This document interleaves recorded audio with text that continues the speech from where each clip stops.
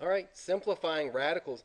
This is actually not as difficult as it seems. It's a pain in the neck, though, I have to admit to you. First thing I'm going to do is I'm going to break this out into its pieces. So I'm going to look at this, if it was this and this. So I'm just going to rewrite this in its pieces and say, first thing I'm interested in is the square root of 20 over 9.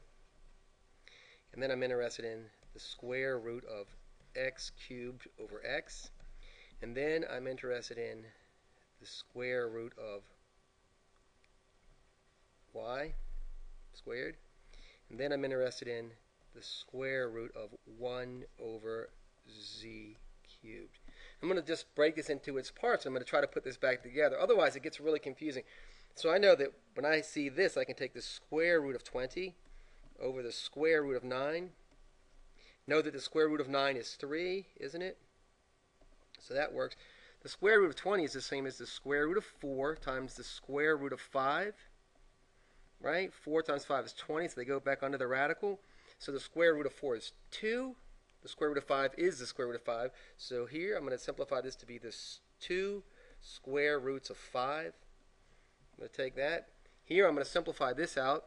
I have x cubed over x, which means x to the 3 minus 1 power, which is x squared. And we know that the square root of x squared is just x. So this thing simplifies out to just be x. The square root of y squared is just y. So this multiplication sign is this one. And this is y. Now this becomes a problem. When we look at this, this is the same. This piece right here is the same as the square root of 1 over the square root of z cubed. Well, the square root of 1, of course, is 1. But the square root of z cubed is a more difficult thing. And mathematical convention says that we're not supposed to leave a radical in the denominator. So because of that, I'm going to use this little trick that I know. So I'm going to look at this way. I'm going to look at this square root of z cubed. It's 1 over this, and I can't have this. So what I'm going to do is I'm going to multiply this whole thing by 1 using the square root of z times the square root of z. And if you look at that, the square root of z, the square root of z is just 1. But if we multiply this, this is z to the third times z to the first. So z to the third times z to the first is z to the fourth. So we have the square root of z to the fourth power, which we know is just z squared. So let's go back and take what we just learned and put it in here. That here we're going to get square root of z over z squared.